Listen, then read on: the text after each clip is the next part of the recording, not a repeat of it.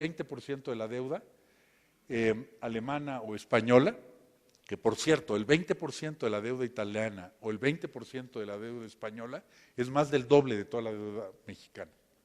En México, este año no tenemos más que el 1% de vencimientos. Ellos traen deudas 3 y 4 y 5 veces más grandes que nosotros, con vencimientos muy altos. Segundo gran problema. Adelante. Por último, sus bancos. Este es el nivel de deuda de los bancos de Estados Unidos, el primero de todos aquí en la lista, y vean los bancos europeos, 6 y 7 veces más endeudados. Entonces dice uno, ah caray, esto sí está complicado porque traen deuda alta, déficit fiscal alto, salarios no acordes con su productividad, que se van a tener que corregir, y bancos tremendamente apalancados. Entonces, en Europa no es un problema ni de un año ni de 2 años. Ojalá que me equivoque, pero puede ser de una década. Para poder quitarse todo ese sobreendeudamiento que traen y que es un problema, lo vivimos nosotros, ustedes lo recordarán, hasta que puedes por fin quitarte los excesos de deuda, toman muchísimo tiempo. Adelante. Vamos ahora, uno más, por favor, vamos a México. Bien, si alguien ha seguido con atención esto, va a decir, bueno, ¿y a qué hora le va a hacer caso a Mauricio? Nos va a dejar a todos preocupadísimos. Bueno, ahora pasamos ya de Europa, vamos a pasar a México, y van a ver ustedes que aunque no podemos echar, obviamente, las campanas al aire y todo, las cosas, siendo objetivos, están razonablemente bien. Que se pueden mejorar, sin duda, que se debe de crecer al 6 en lugar de al 4, sin duda, pero no estamos creciendo al 1, no estamos, el Banco Central, el Banco de México ha hecho un manejo como nunca de la política cambiaria y de la inflación, y están estas variables bajo control. Veamos a ver si es cierto. Bueno, tuvimos el problemón de 2009, es ciertísimo, la caída del producto fue espectacular, pero, siendo justos, también la recuperación. Fue un año atroz, la caída más grande de la historia, pero se recuperó rápidamente y aquí estamos con un crecimiento de alrededor del 4. Adelante. Vamos a ver cómo va el empleo y miren ustedes, esta es la evolución del empleo en los Estados Unidos, ¿ven? Aquí empezó la recesión, todavía no, al principio no caía mucho el empleo, cayó fuerte y luego ya se empezó a recuperar, pero todavía no se recupera el nivel inicial. ¿De qué tamaño fue la pérdida de empleos en Estados Unidos? Acuérdense de la cifra, 8.5 millones de desempleados. Entonces, se despidieron a 8,5 millones de gentes. En México, obviamente cuando empezó a caer Estados Unidos, nos tardamos un trimestre bien y al otro, púmbatelas para abajo.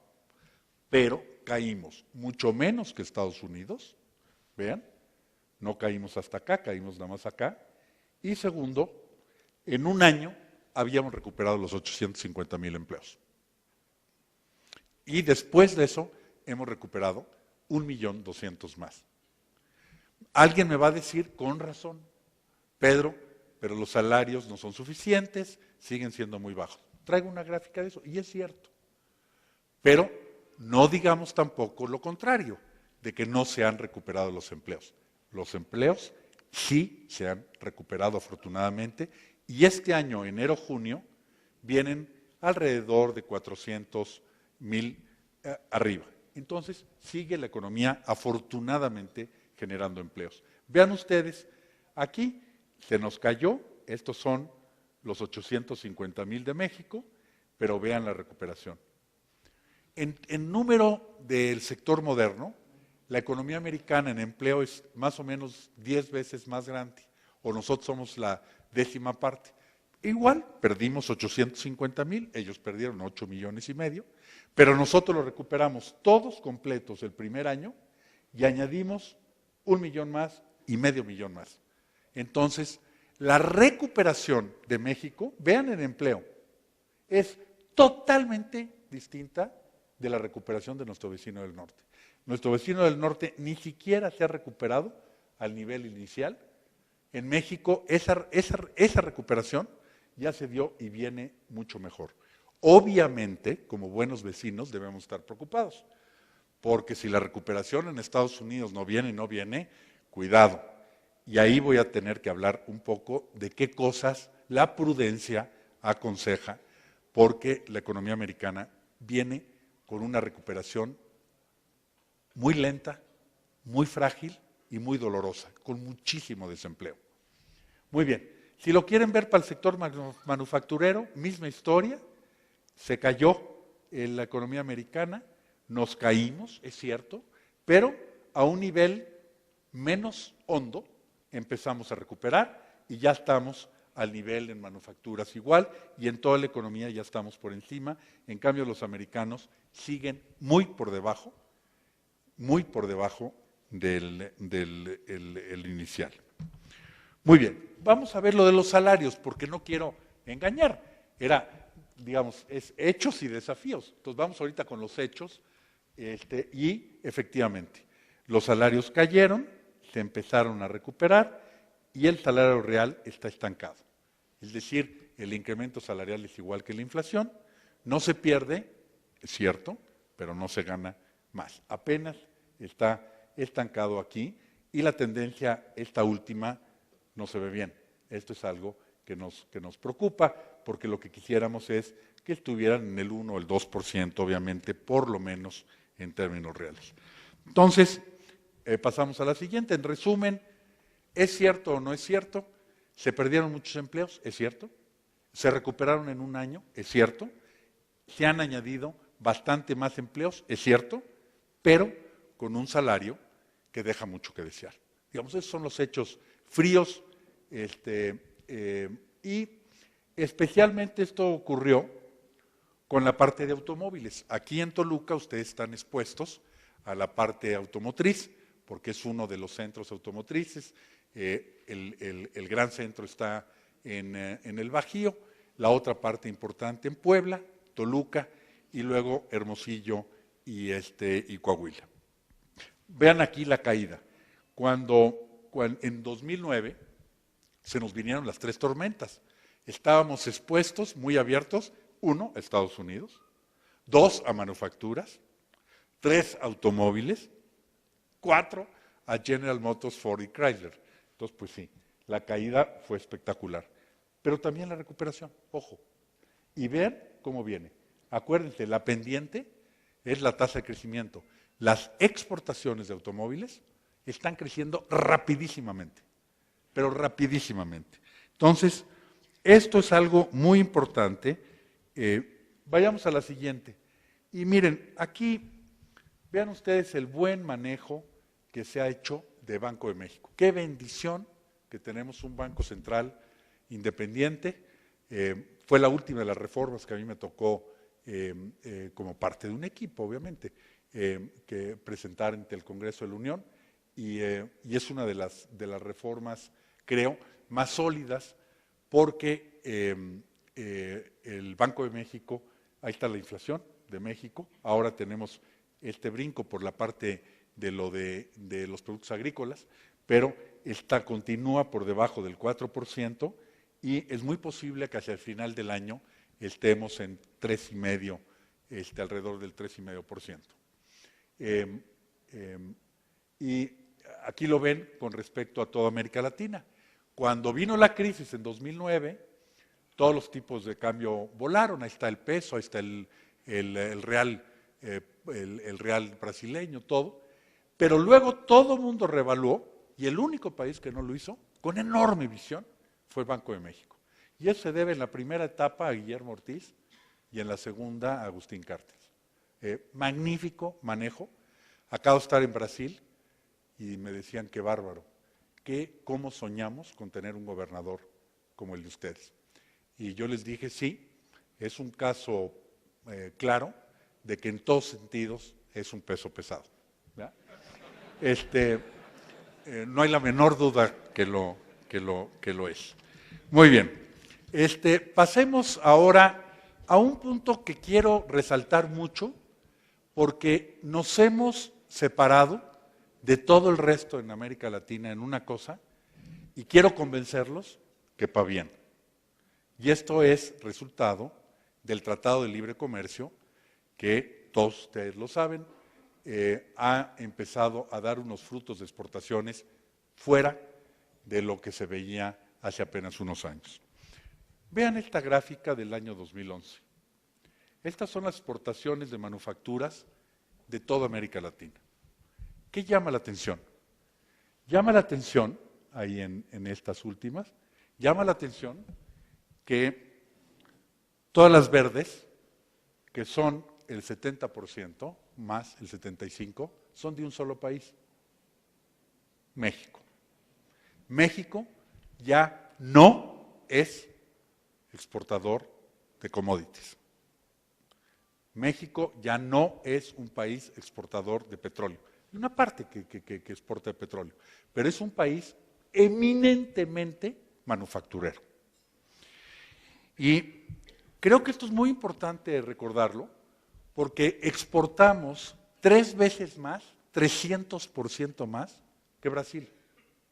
Se lo repito, un país con el doble de población, casi el doble que nosotros, México exporta 3 veces más que Brasil. Es más, exportamos más manufacturas hoy que toda América Latina en su conjunto.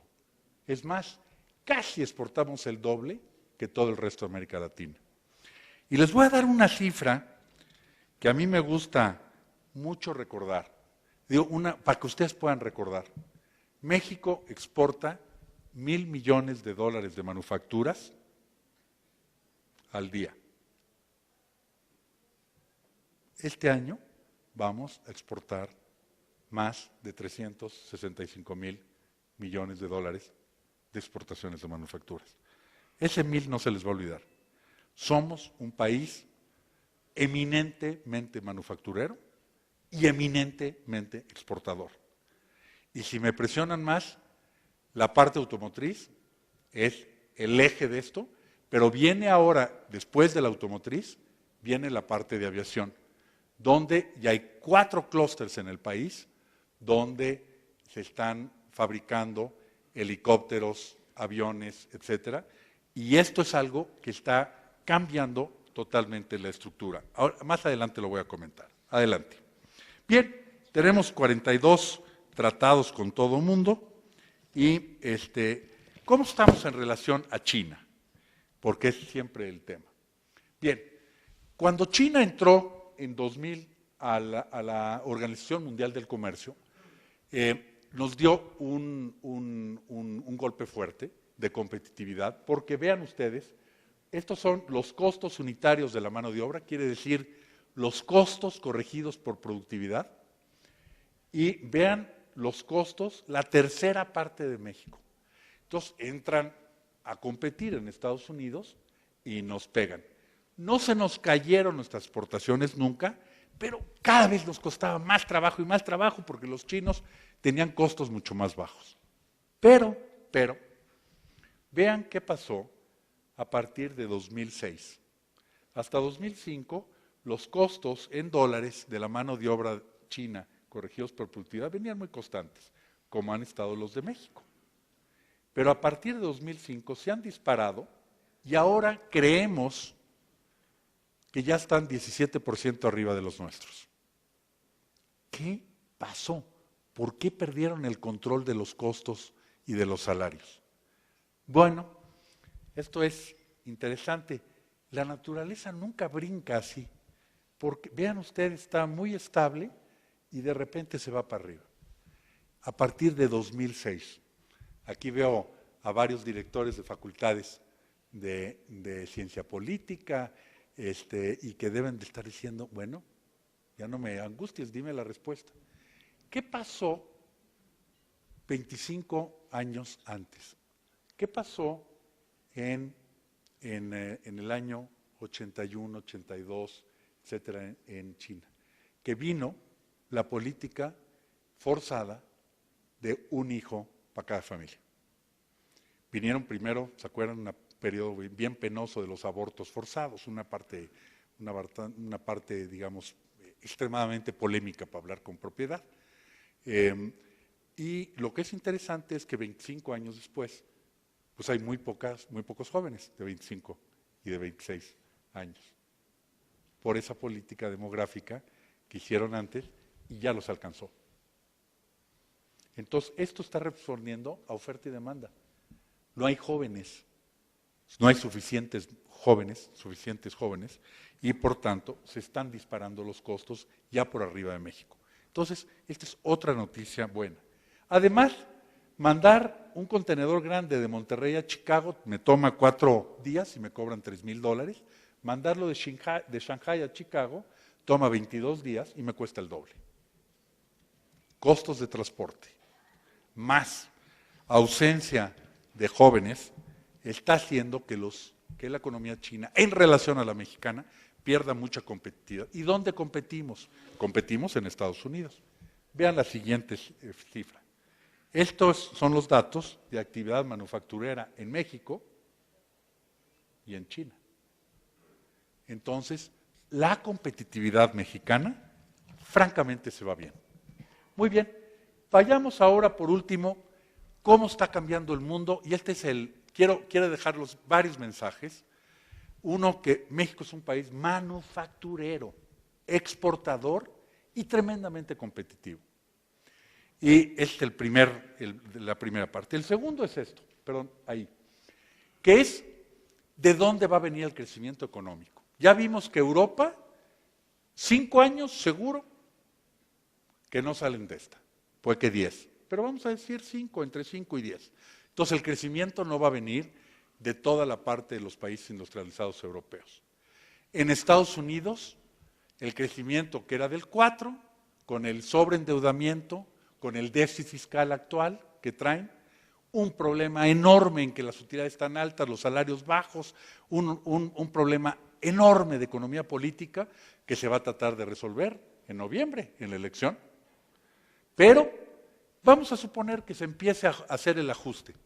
¿Cuántos años les va a tomar el ajuste que traen 8 o 9% de déficit? Los mexicanos sabemos que eso toma años. Lo aprendimos de la manera difícil. Y por tanto, Estados Unidos tomará otros 3, 4, 5 años de crecimientos bajos. China, por otro lado, ha perdido competitividad y se está desacelerando. Crecía al 13, luego al 11, luego al 9, luego al 7 y sigue desacelerándose. Entonces dice uno, caray, ¿de dónde va a venir el crecimiento? El crecimiento va a venir efectivamente, que aunque China baje su tasa de crecimiento va a seguir, y va a estar China, India, etcétera, el Pacífico, y inmediatamente después América Latina. Entonces, si yo veo para atrás y digo, a ver, los últimos 30 años, ¿cuánto pesaba del crecimiento del mundo? ¿Cuánto era el crecimiento de los países ricos? 2/3 partes. Pero si ahora veo para adelante los próximos 30 años, y les dejo estas cifras para que después la pidan al instituto y se los puedan dar, son cifras del Fondo Monetario Internacional, donde dice